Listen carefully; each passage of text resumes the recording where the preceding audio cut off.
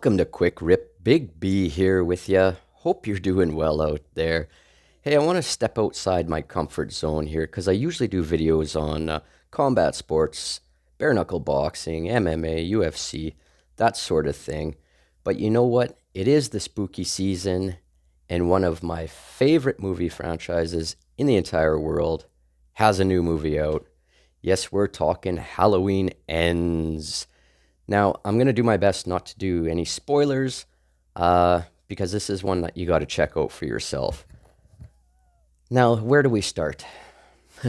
Where the fuck do we start with Halloween Ends? The best way I can describe it is it's different. I certainly didn't love it, but by no means did I hate it.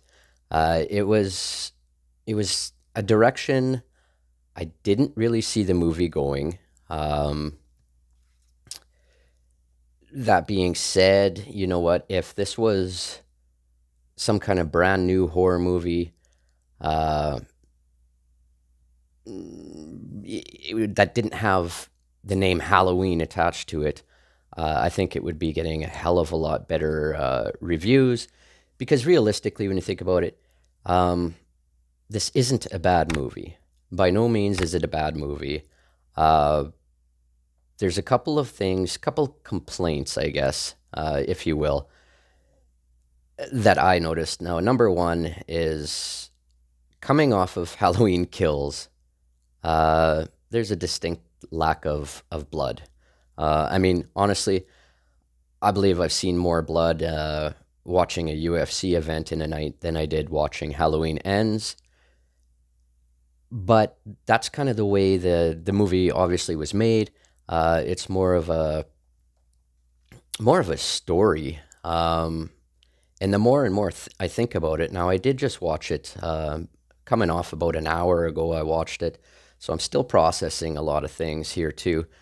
The more and more I'm thinking about it, the more and more I truly truly love this fucking story, and it gives subtle hints here and there um, for the hardcore fans that go back way back to what 78 somewhere in there.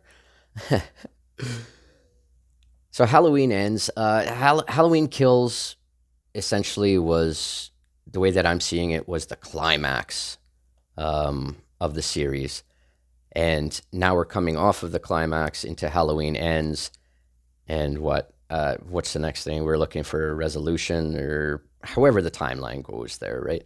So it being more of a story and a little bit less of a slasher, it makes sense. It's just disappointing to a small degree because when you think of the Halloween franchise, when you think of Michael Myers, you think slasher, you think blood, you think gore, you think sometimes even hilarious kills. This one was a fairly serious movie. Like I say, there were a few throwbacks to the old school, but definitely interesting. And if you're, like I say, if you're a fan of the series, you have to check this out.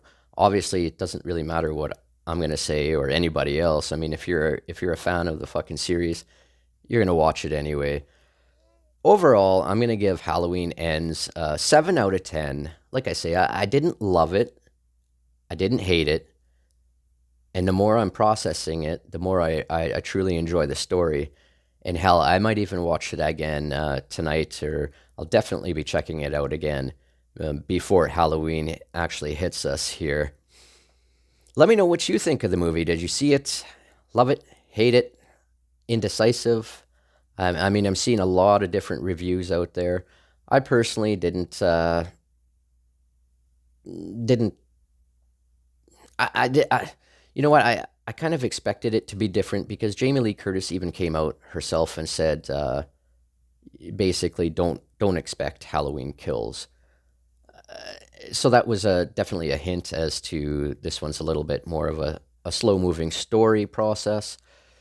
But overall, I thought it was great. I mean, I absolutely love Halloween movies. Even the Rob Zombies ones. I know half of you are gonna want to murder me right now, but I didn't mind those. Okay, essentially anything with Michael Myers, anything to do with Halloween, I'm fucking in like Flint. Anyway, thanks for listening to my ramble on Halloween Ends. Till next time, everybody, don't let the boogeyman bite. Take care and peace. I think the from below.